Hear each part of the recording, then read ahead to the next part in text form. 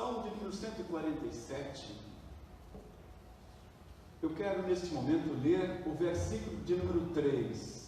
Salmo 147, versículo 3. Sara-os de coração quebrantado e dispensa as feridas. Mais uma vez. Sara-os de coração quebrantado e dispensa as feridas. Na nova tradução da linguagem de hoje diz assim: Ele cura os que têm o coração partido e trata dos seus ferimentos.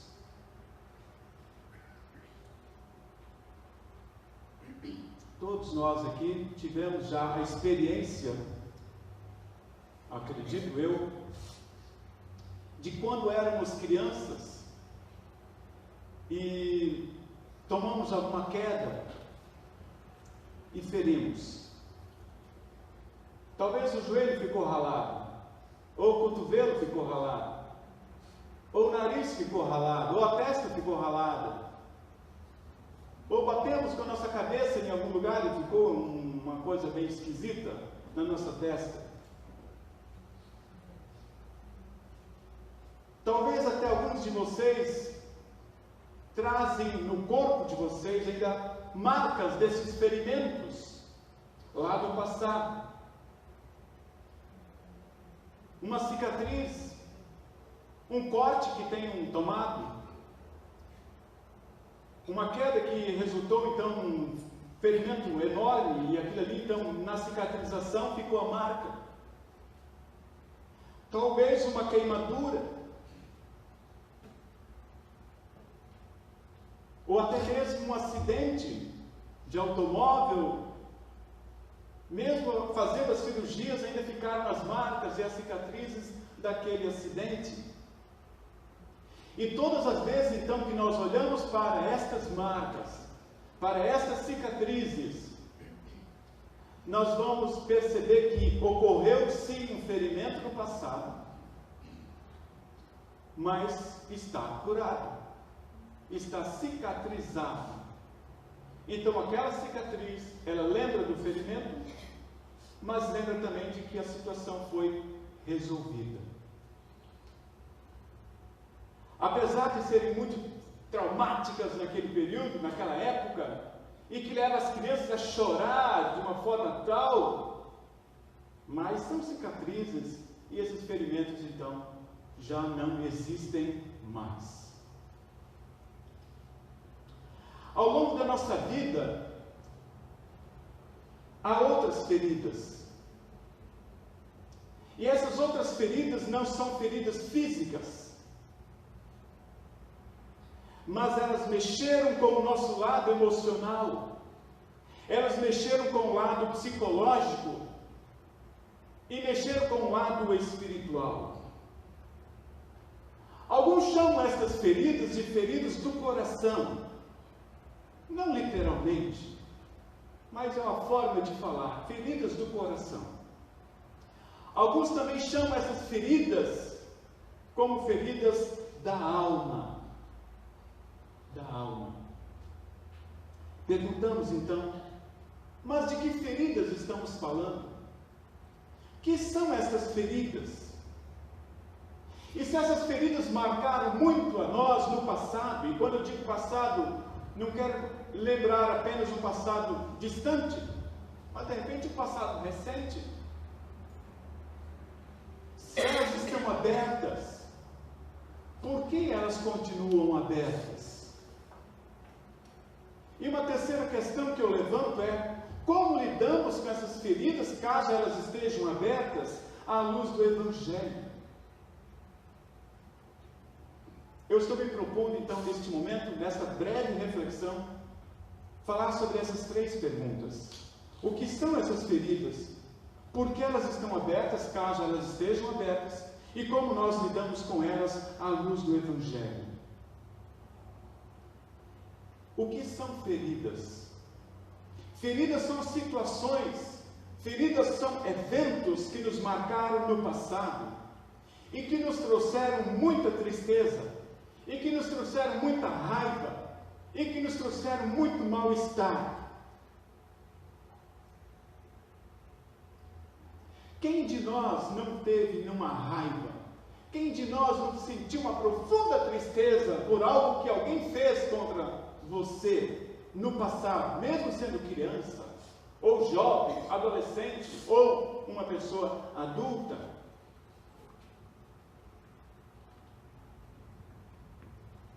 Quais seriam essas feridas? Eu vou exemplificar algumas. A ferida da separação. Os casais que se separam sentem bastante essa separação. Dificilmente uma separação que não será traumática. Quem passou por essa experiência sabe o quanto é traumático todo o processo de separação. Um outro tipo de ferida, uma briga. Uma briga com um companheiro de trabalho, uma briga de família. Uma briga que vieram a ter pontapés e socos, onde se agrediram fisicamente, além de se agredirem verbalmente. Talvez até neste momento você esteja se lembrando de alguma briga dessas do passado, e que ainda marcaram a vida de vocês, e que ainda faz parte da mente de vocês. Um outro tipo de situação, talvez um estupro. Um estupro. Como isso deve marcar a vida de uma mulher? Para toda a sua vida. Um outro tipo de situação, de ferida, é através do bullying. Mas o que é bullying? É algo do nosso tempo?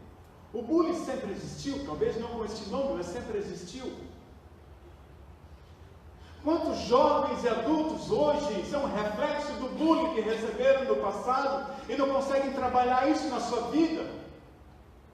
E se tornam pessoas amarguradas, e se tornam pessoas difíceis, porque querem de uma forma ou de outra retribuir aquilo que aconteceu com ele no passado, através do bullying. E o bullying não acontece apenas numa escola, pessoas adultas também são vítimas de bullying. Numa certa vez, uma professora levou para a sala de aula 2 maçãs. As 2 maçãs eram muito bonitas. E ela perguntou aos seus alunos se havia alguma diferença naquelas maçãs. E os alunos olharam para as maçãs e disseram: não há nenhuma diferença. Ela então pegou uma faca e cortou uma maçã. Uma delas. E ao cortar esta maçã, por lado de dentro ela estava toda escura. Ela havia sido amassada. É a mesma coisa com uma outra fruta que a gente amassa por fora, que aparentemente parece que está tudo bem, mas quando você abre aquela fruta, ela está escura. E depois então ela pegou a outra maçã e também fez um corte. E aquela estava perfeita. Não havia nenhuma anormalidade. E ela pergunta aos alunos: vocês viram a diferença das 2 maçãs? Aparentemente, por lá de fora eram boas, eram bonitas, eram perfeitas. Entretanto, por lá de dentro não eram perfeitas. Uma estava machucada. As pessoas que são vítimas de bullying, elas vivem machucadas. E elas têm grandes dificuldades de, ao longo da sua vida, trabalharem com essa situação. Talvez nós precisamos, neste momento, verificar junto aos nossos filhos e aos nossos netos se eles não estão sendo vítimas de bullying na escola, por exemplo, ou com seu círculo de amigos. Precisamos perceber se os adultos, se o seu comportamento, as suas atitudes não são reflexos dessas feridas do bullying que tem acontecido no passado. Ainda um pouco mais sobre feridas, talvez alguém tenha passado a perna na gente.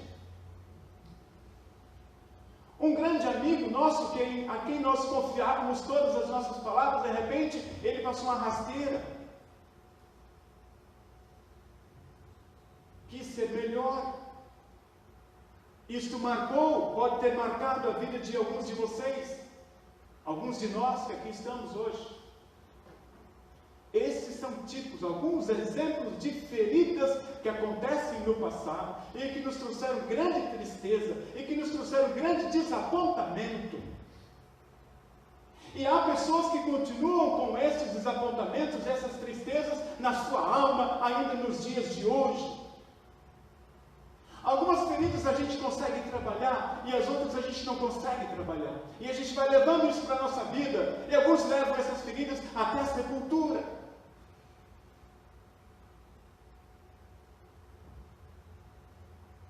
Eu pergunto então, por que as feridas continuam abertas?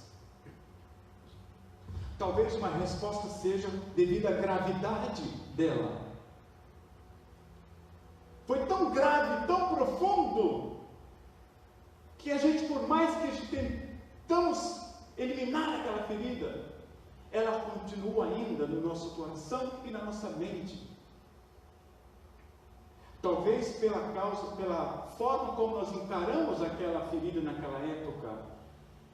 E psicologicamente nós nos envolvemos de tal forma com aquele problema, que nós não conseguimos lá trabalhar isso com a gente. Não chegamos a uma maturidade suficiente, psicologicamente falando, espiritualmente falando, para poder lidar com aquele assunto e terminar com aquele assunto. Então a ferida continua aberta nos dias de hoje. Talvez, amados, a nossa estrutura psicológica e espiritual para conviver ou reagir diante das feridas ainda precisa ser trabalhada.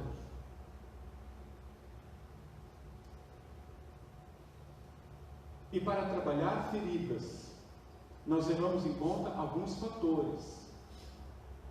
A palavra de Deus pode ser um caminho. Um aconselhamento pastoral pode ser um caminho. Mas muitas vezes a necessidade de um profissional, um psicólogo, seja importante para poder lidar com aquela situação e nos ajudar com aquela situação.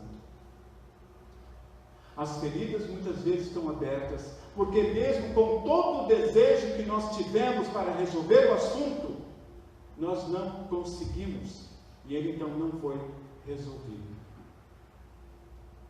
E como fazer agora? O que fazer? Vamos continuar então com as nossas feridas abertas? Até quando nós estamos dispostos a continuar com as nossas feridas abertas? Até quando nós estamos dispostos a manter o nosso coração amargurado com aquela pessoa ou aquela situação por causa de uma ferida aberta? E aí vem a palavra de Deus, que nos afirma que quando o amor de Deus entra em nós, isto faz uma grande diferença. Por conta própria nós não conseguimos perdoar, por exemplo, mas através do amor de Deus em nós é que nos capacita a perdoar aquela pessoa ou aquelas pessoas que nos trouxeram grande mal no passado.